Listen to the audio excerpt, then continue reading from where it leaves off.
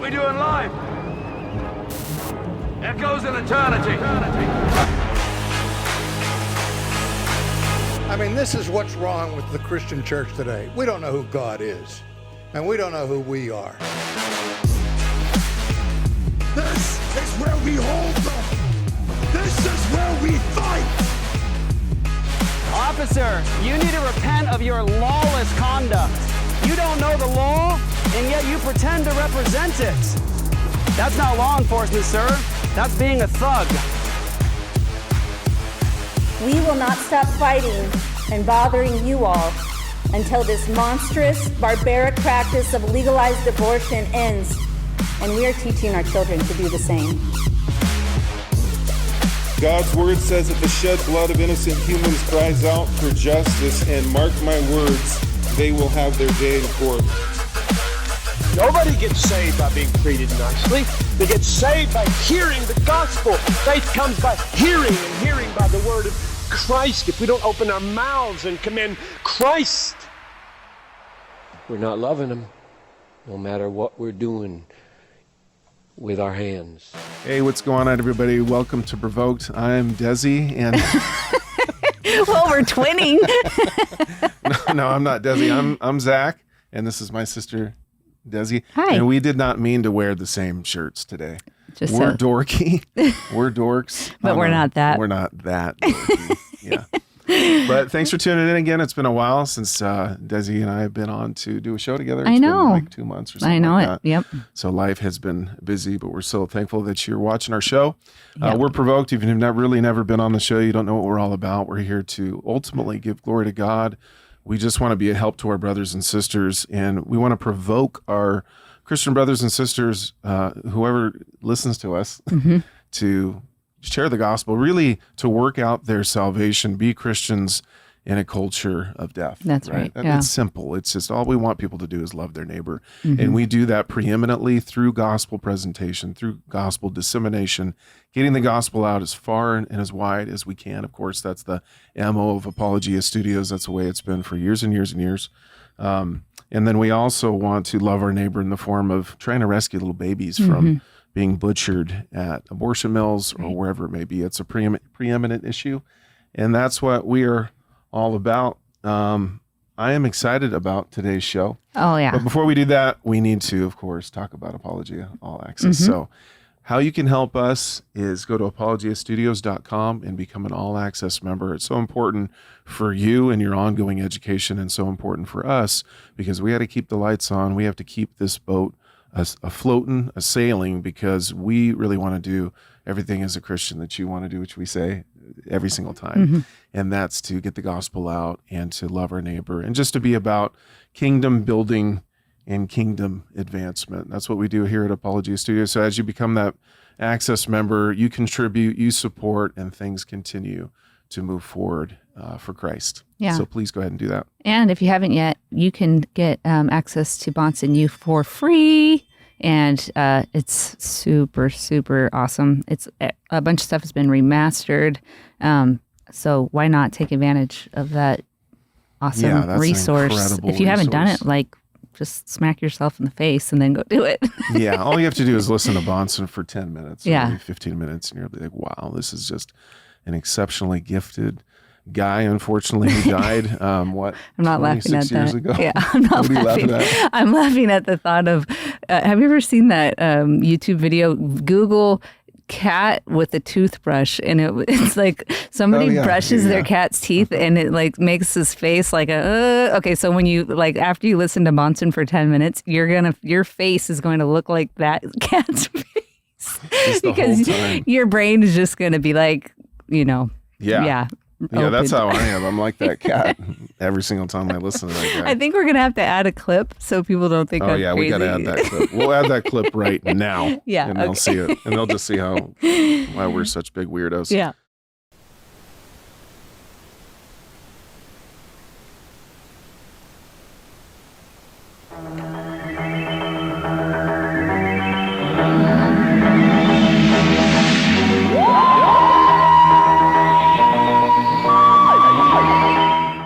Okay, cool. So anything you want to say before we move into the... I noticed that And almost every single episode I say, I'm super excited about this episode. You know, you hear your own self. But today I am super excited because our guest is legit one of my heroes. Like, she is the Katniss Everdeen of abolitionists. That's a good way. That's a great She is so cool. And I'm sure she's loving hearing this. Yeah. We're embarrassing her right now. Sorry. But no, I just admire her work. I'm so thankful for it. She just brings such an edge to this fight. And I'm so thankful for all the work that she's doing. So without further ado, we should introduce her, huh? Yeah, we're going to bring on Laura Klassen in just 1 second. But that's our guest of the day. And yeah, we have been super excited to see, have her come on the show today. I think a cool thing, and before we introduce her, what I like about Laura so much is just boldness and courage. Mm-hmm. I don't know who said it, but they said, people follow courage and boldness. And that's exactly, as Christians move out in boldness, and in her case, she wants to save as many babies as she can in a very straightforward and bold and courageous way. You inspire other people to do it, especially women. So I was walking out the door. I say, hey guys, I'm going to go record a show. And they said, who are you going to have on? I said, Laura Klassen. And my daughters, 18 and 14, were just, what? They were so excited. Because when a woman makes a bold stand, she inspires and encourages other women to do so. And that's exactly what we need. That's right. So, hey, Laura, are you there? I am. Hi. Hey. Hey, thanks for being on. Thanks for having me. I'm not used to having people say nice things about me, so yeah, me either. I don't know what to say. Yeah, and we just follow your Twitter feed and your Facebook, so we know all about that. You respond really well and graciously to them.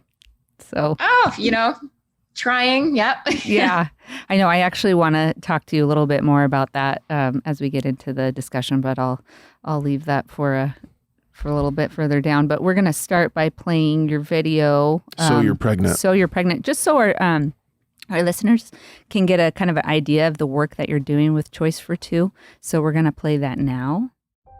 So you're pregnant. You didn't plan this. You didn't want it. And now you have a choice to make. Take a breath. You can do this. I'm going to be real with you, though. The choices that our society and the media are going to present you with, they're not all equal. Right now, your baby's heart is already beating. That started about 21 days after conception. We're talking about another human being here, and not just any human being, your baby. For whatever reason, this baby was given to you. You were chosen to be this child's mother. And no matter what's going on in your life, you can rise up and take this on. You can rock this. But right now, abortion is probably going to be suggested, even pushed on you by the people closest to you. They'll tell you it's your best option. They'll tell you to think of your future. They'll say you're not old enough, not young enough, not experienced enough, not financially stable enough, not educated enough. They might even threaten you. The thing is, you're already this baby's mother. This child is already here in the world, living and growing inside you. And what these people are suggesting to you is that you murder your own baby. And yeah, that sounds harsh, but I'm not going to lie to you. Not when your baby's life is on the line. You're the only one who can protect this child. You. But you're not alone. Not by a long shot. Fight for your baby. And reach out for help if you need it. We'll help you. Choose your baby. You've got what it takes. And you won't regret it.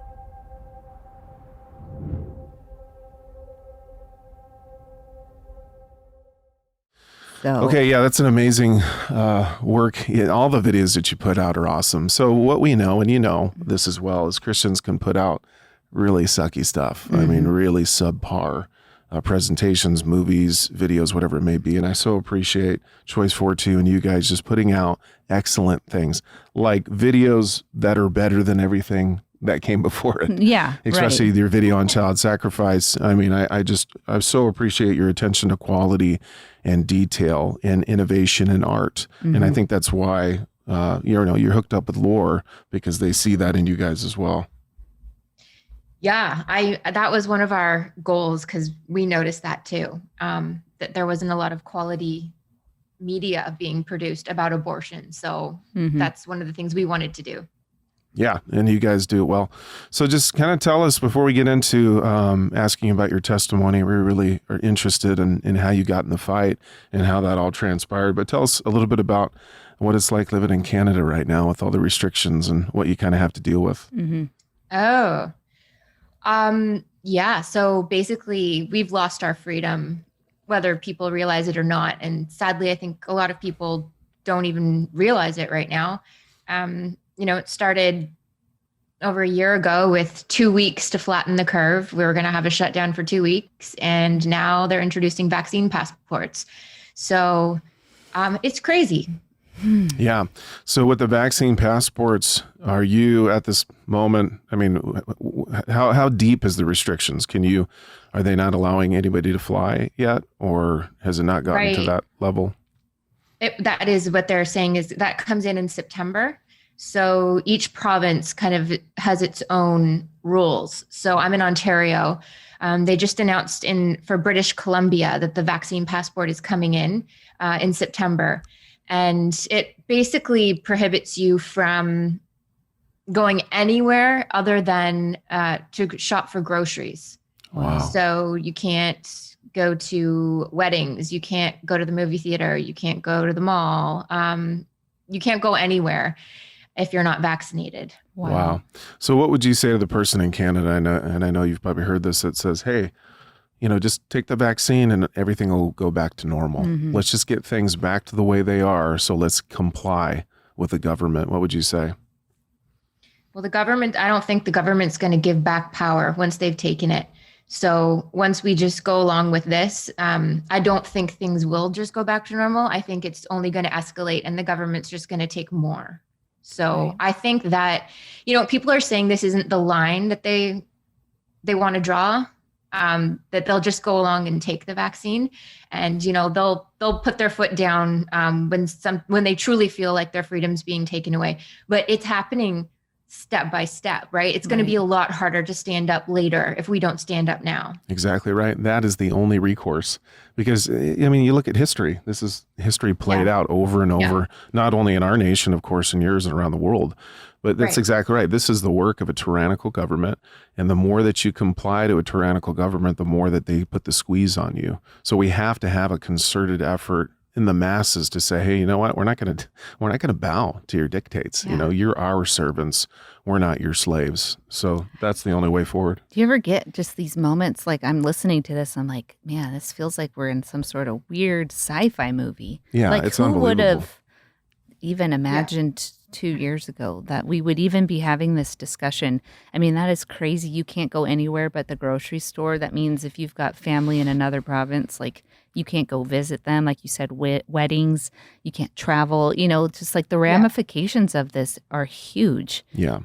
Hey, Laura, do you know the percentage of people that aren't vaccinated in Canada right now? You know what? They're saying that 80% are vaccinated, but I don't believe that stat. Right. I don't think that many are, honestly. But I mean, who knows? Yeah, totally. And how many people are in Canada? I'm sorry, I'm throwing out all these questions at you, but do you know how many people? I don't. So hundreds of millions, I'm assuming. Maybe not as much. We have 400 million here? I think so. Yeah. 4.5. You have way less than you guys. You do have way less. So maybe not that figure. But you think about 20% that just say, hey, I'm not going to get vaccinated, who are confined to their homes, right? They can't go work. They can only go back and forth to eat. Just think that what that's going to do to national economies. Go ahead. Yeah, no, just they haven't done that yet in terms of the working thing. Like, and as I said, like they've announced it in British Columbia, so that's not here. But they have said that all civil servants have to be vaccinated. So that's all the police, anyone working in hospitals. I'm not sure if hospitals have happened yet, but different groups of people. Oh, anyone who works in a bank has to be vaccinated. So it's kind of like they're rolling it out, and different groups are dealing with it right now. But I'm sure they're going to extend it to pretty much everyone soon. Sure. It's 37 million in Canada. Oh, 37 million. Oh, yeah, that's tiny. There's like 37 million in Los Angeles. Yeah, there's 328 million in the United States. Yeah, so about 10%. Yeah. Wow. Well, hey, we're praying for you. And that increases our admiration, and of course we give all glory to God, but it does increase our admiration for you that in such a constrained environment that you're in and problematic that we don't even understand, that you're being as bold as you are. Mm-hmm. So thank you just so much for that exhibition of boldness and courage. It really encourages us to do more, you know. Yeah.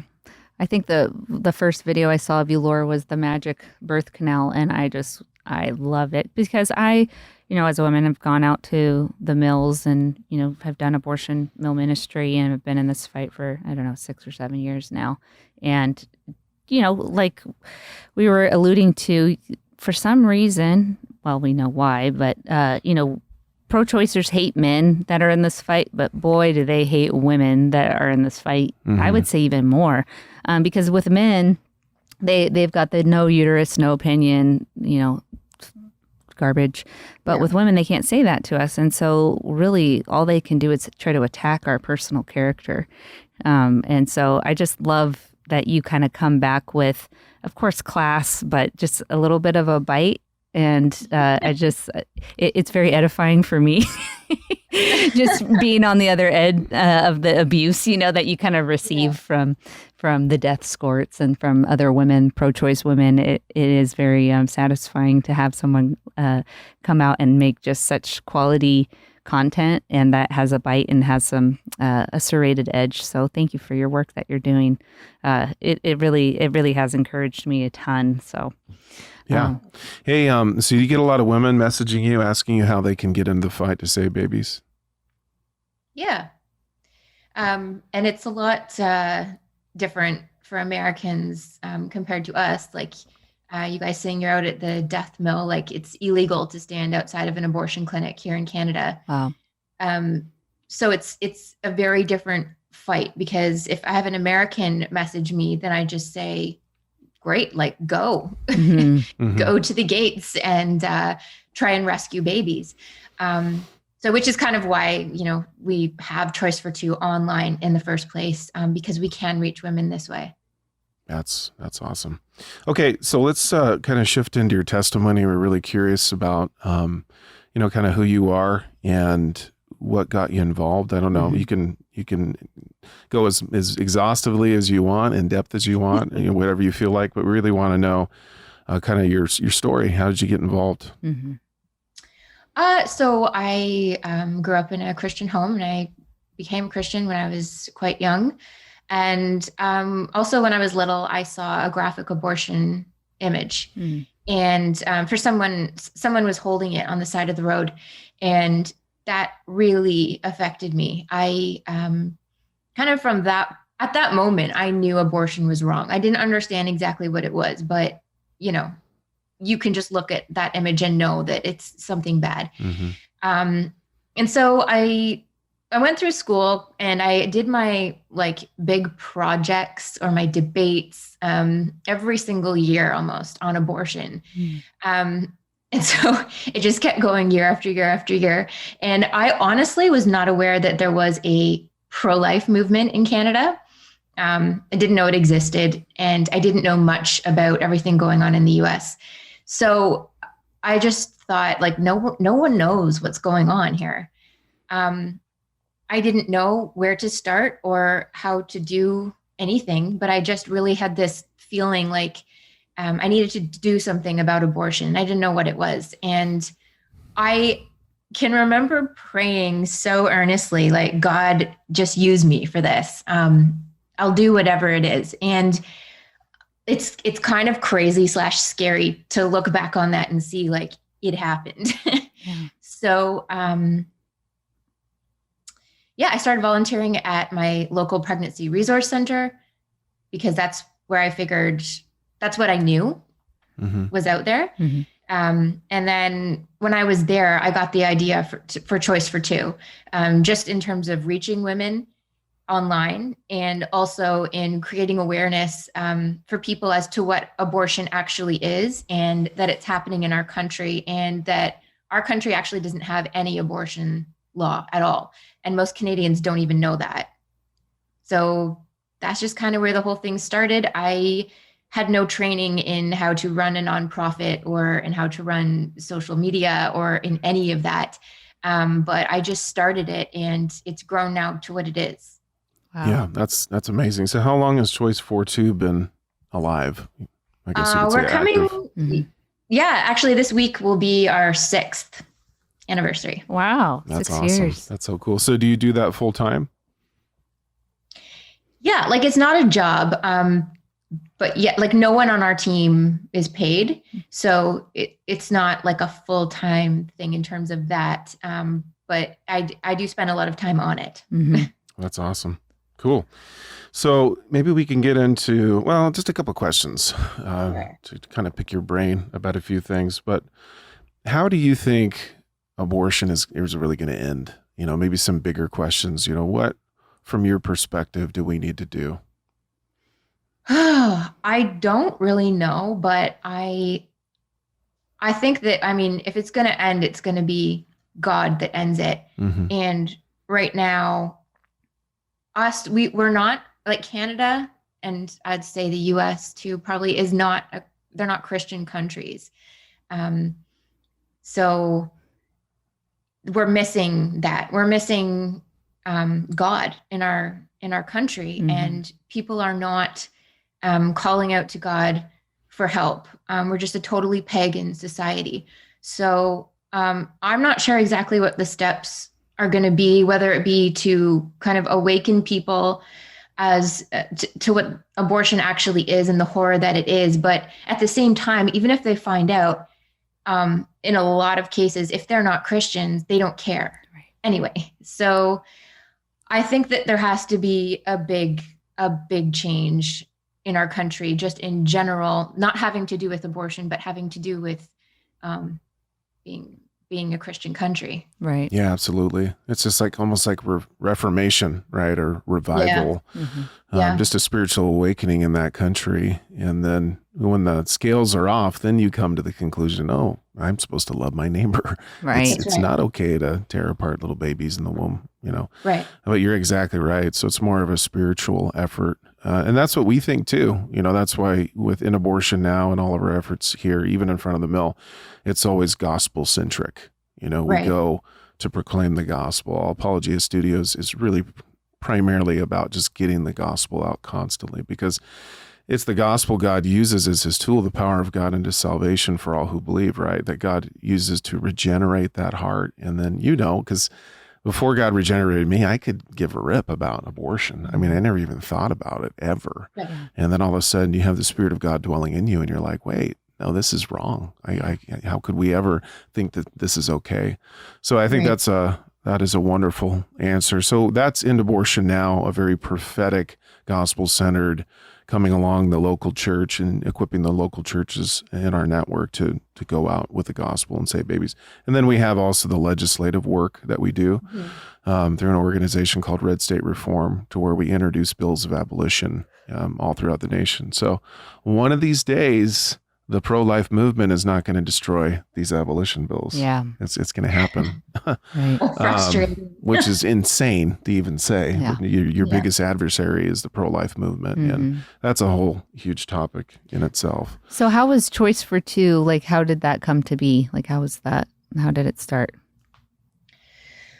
Were you going to ask that? Sorry. No, go ahead. Oh, yeah. I just kind of started it. Like I said, like I didn't know what I was doing. I went to school for music and opera, so I didn't know. We came up with the name, just paid to have a logo, just started creating the website, which really needs to be revamped at this point because it's a 6-year-old Choice42 on the website. And at that time we would actually say like Choice42 is a non-religious organization, non-political, non-religious, like all that kind of stuff. And it's completely flipped now because, just coming to the realization of what abortion is, which is child sacrifice, which is very much a religious issue. Right. So you just mean like the technical, I just set everything up. I set up the social media, and the idea was to create a viral video so that we would get exposure. And that's where the magical birth canal, like that's why that was created. Okay. Got it. Yeah. So what would you say to, like, if somebody is listening to our show, you know, a young woman, a young man, whoever it may be in Canada, they're listening, they know you're from that country, and they want to get involved. How would you encourage them? Well, get involved with Choice42. I mean, there's lots of opportunity just following us online and interacting with anyone the same way that we would. But in general, I think we really need to engage the churches. The churches here in Canada really don't care about abortion. And I actually met with I don't know if you've heard of Aaron Rock. He's a pastor here who's been kind of causing some issues because he did not close his church when the churches were ordered to close. Right. So I actually got to know him a little bit, but we ended up meeting. It was yesterday, and he's one of the very, very few pastors who will touch the abortion debate. And when we started Choice42, we had this idea that we would email. We got as many emails as we could of pastors in Canada to just kind of let them know, here's Choice42. We're going to be tackling abortion. And I figured that they would be supportive, and they were not. I think I got back maybe 2 emails saying good job. Mostly I didn't hear back from anyone. And then I got messages from pastors, I'll say that in quotes, because they would say stuff like, go to hell. Wow. Abortion is a woman's right. Who are you to say abortion is wrong? Show me in the Bible where it says abortion is wrong. So just a very, very discouraging start, but it really kind of shocked me into reality as to what we're dealing with here in Canada, because even the churches won't touch it. Wow. Man, that is so sad. And we look at our American evangelical church, and it's in a state of total repair. Yeah. And it all flows out of the pulpits. Right. Yeah. Everything flows, but it seems to me like you guys are in a much worse off position at the moment. Not forever, but at the moment. But it seems as though, again, it's all tied into the pastors and the pulpits. If only they would have the courage, then things start to change from that point. So you talked about just briefly that there's no abortion laws in Canada. So does that mean that they can kill a baby in the womb at any stage? Correct. Wow. So 5 minutes before delivery. Yeah. Wow. That's unreal. I know. And the thing is, Canadians don't believe that it's happening. Every Canadian has in their mind, like, oh no, it doesn't happen past 12 weeks, or it doesn't happen past 24 weeks. Like, they all have these cutoffs. They just think, which are not true. And to be honest, it is not easy to find a doctor who will abort your baby at 9 months. But because there is no law, it's kind of up to each doctor. And we do know that it's happening because I've interacted with women who have done it. And there was a pretty big case a couple years ago that got a lot of attention because a woman tried to abort her almost full-term baby.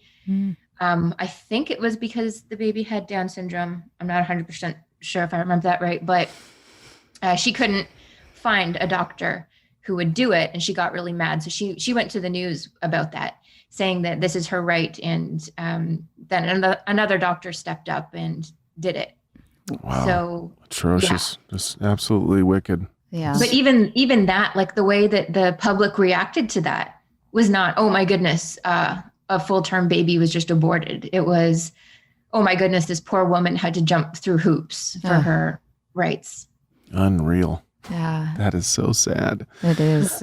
It makes you nauseous. Obviously you believe the same as us. It's no different from the value of the baby at conception to full term, but it just shows you the depravity in the mind of man that, we can go there with a baby that's just about to be delivered, because a lot of the arguments are, well, it's just a clump of cells, and like that is just so blaring.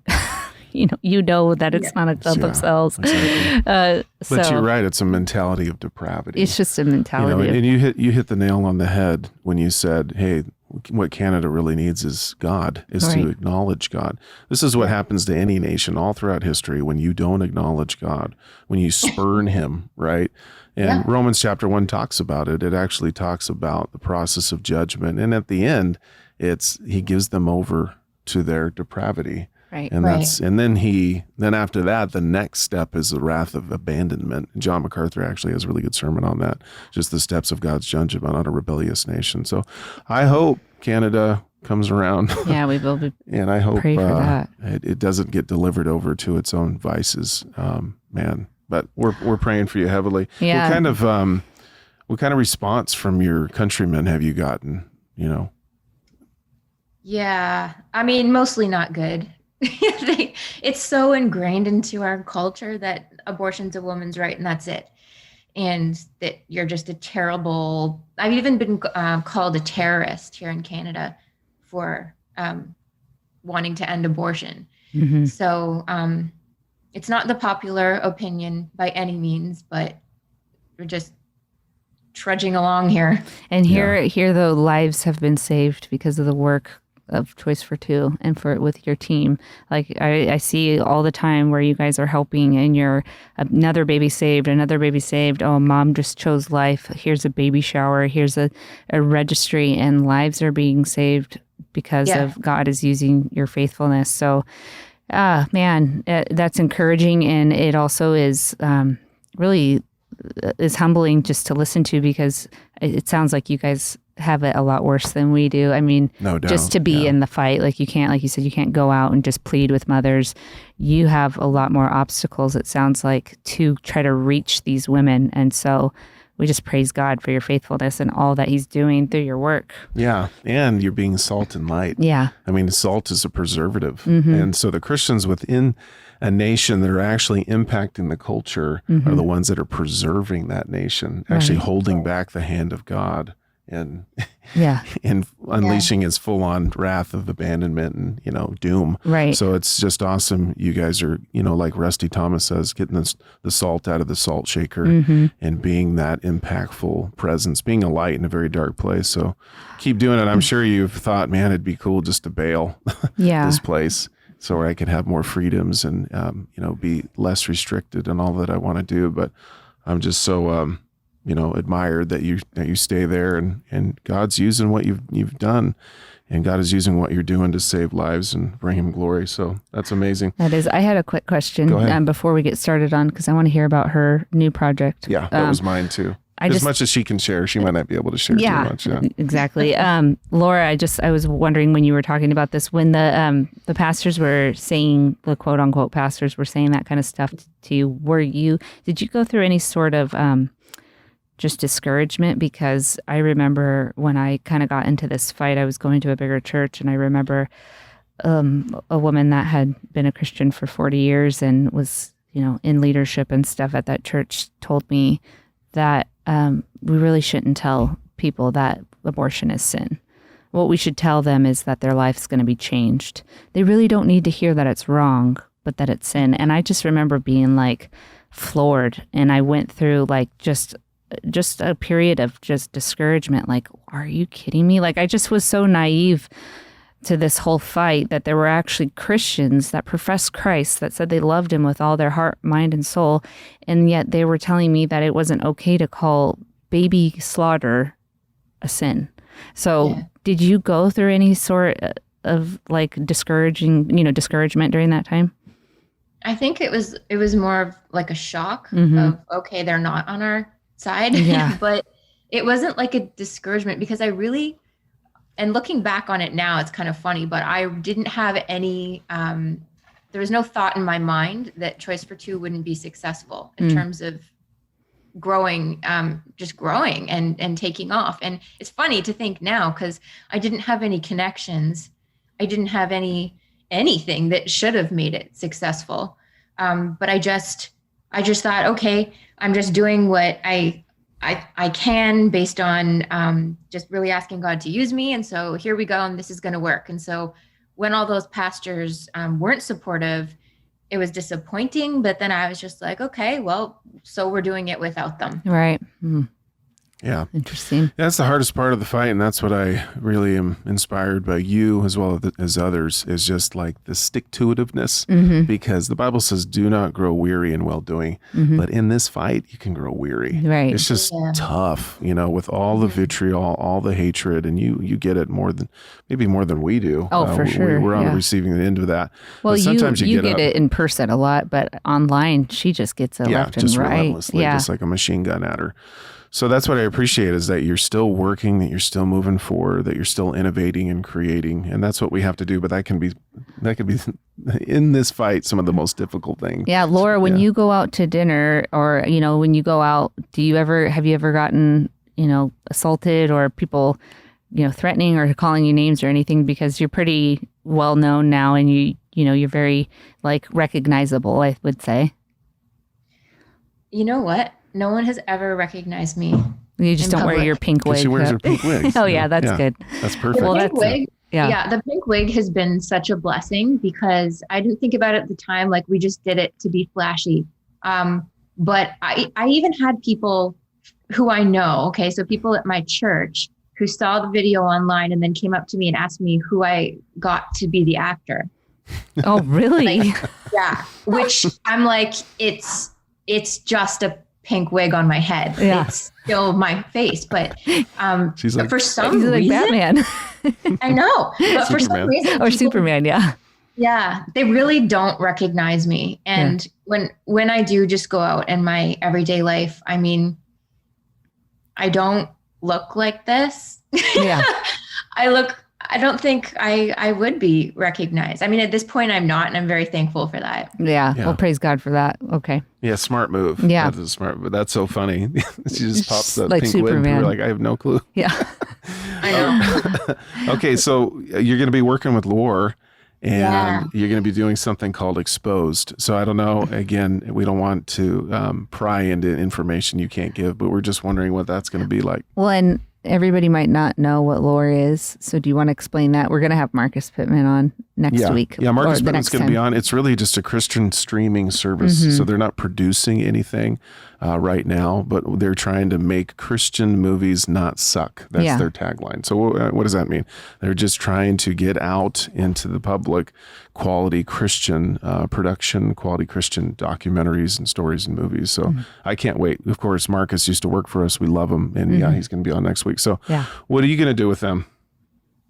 So, Marcus asked me if we would create some content for it. And so I was thinking, yeah, sure. Like, we can pull together a video. And I was kind of thinking like what we'd done before. All of our stuff is pretty short, 1 to 2 minutes. And he was like, well, why don't you do a series of 6, and why don't you make it longer? So that's what we're doing. So the series is called Exposed, and there are 6 shorts. So they're still going to be like 5-6 minutes, but it's quite a bit longer than anything we've done before. And each episode kind of takes on different aspects, different things related to abortion that people really don't talk about. Even within the pro-life movement, things they don't talk about. So, for example, IVF, we're doing one on IVF. Oh, good. We're doing fetal harvesting. We're doing post-abortion trauma and regret. And so just kind of things that no one really talks about, and definitely nobody's really put out any media material on. Right. That's excellent. Yeah. Because those are things that need to be talked about. I cannot tell you how many times I've had somebody at the mill say, like, why aren't you at the IVF clinic? Yeah. I said, well, I can't be 2 places at once, but that's definitely a mission that we need to get more involved with. So that's exciting. Yeah, everything that you guys put out, I'm generally telling you, I would tell you if it were not the case, but it's really excellent. It's just so well thought out and so well produced. The animation's great. I love So we're That's stoked. exciting. Super exciting. All right. So we're going to do a little bit of segment before we let you go. It's going to be called Answering Stupid Questions with Laura Klassen. Yay. Okay. You ready? Okay. So the first one, and we hear all these constantly. We just want to get your opinion, your view of them. Number one is you just want to strip women of their rights, right? Yeah. Yeah. Of course, that's what we want. No. Yeah. Well, I mean, that's so frustrating because no, I'm not trying to strip away rights, but a woman's rights end where a baby's rights start. There's two people. So you can't just say it's all about women's rights when you're dealing with two people and one of them is a baby. Amen. That's awesome. That's exactly right. What gives you the right to tell a woman what they should do with their bodies? How many times do you think you've heard that? A lot. Incalculable number. So what gives you that right? Well, I'm not like, do whatever you want with your body. Don't rip apart someone else's body. Like, you don't get pregnant by accident. Like, we know how this happens. So, use your body in, the ways that you want. But if you're having sex, pregnancy is a natural result of having sex. So, it's just about not killing people. Right. Yeah, that's simple, right? Yeah. Why should women be forced by the government to give birth? Oh my goodness. This is why we made that Handmaid's Tale video. I don't know if you saw that one. We did. Yeah.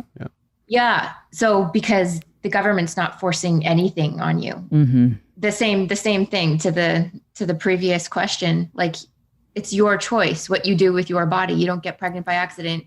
And if you do nothing, you will the natural progression there is that you are pregnant and then you have a baby.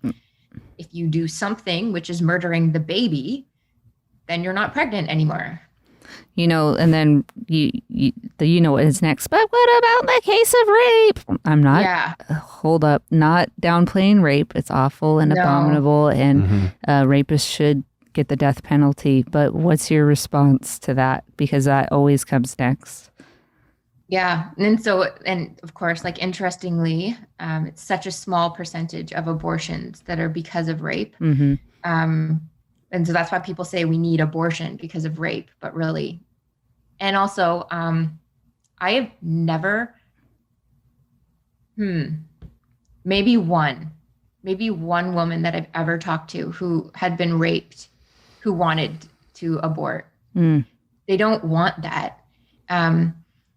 Even just like from a physical standpoint, like, you've just been through this horrible trauma physically. They don't want to go into an abortion clinic, right, and go through a physical trauma. Like, they just really don't. And then also the baby is what, to be honest, like, saves them, or right, helps them through what happened. Absolutely. Because it's I remember my one friend said it's the kind of like the gift that came from the disaster. Right. As she describes her daughter. Right. It's like that light that came out of such an evil act. Right. Right. And I've explained this to women that have said this to me. It's like the trauma of rape is not undone by murdering the child who's innocent. Yeah. So. And also, like, people who say that don't understand the trauma that comes to a woman who aborts. Right. And so it's not an answer. Yeah. It doesn't unrape the woman. Right. It does nothing good for her except add more hurt. Right. So just compounds her misery. Right. Exactly. Yeah. Why should a clump of cells receive the same rights as humans out of the womb? I really wish that we would have had a hands-made outfit for you while you're asking these questions. I'd make a really ugly hands-made chick. With your chick. big beard. Did you hear that last one? Yeah. Yeah. Clump of cells. Yeah. Because that's not a clump of cells. It's a human being from the moment of conception, just based, if you want to go by science, it's just based on DNA. It's a new human individual. And I think too now, the pro-choice or pro-abortion movement, whatever you want to call them, they're kind of ditching that clump of cells thing, because we all know it's not a clump of cells. Like now they're to the point of saying, yeah, it's a human, but it's okay to kill them because. So yeah, the clump of cells thing is kind of old. Yeah, it Right. is. But we hear it constantly. And we're like, gosh, this has been like disproved 40 years ago and you're still bringing this up.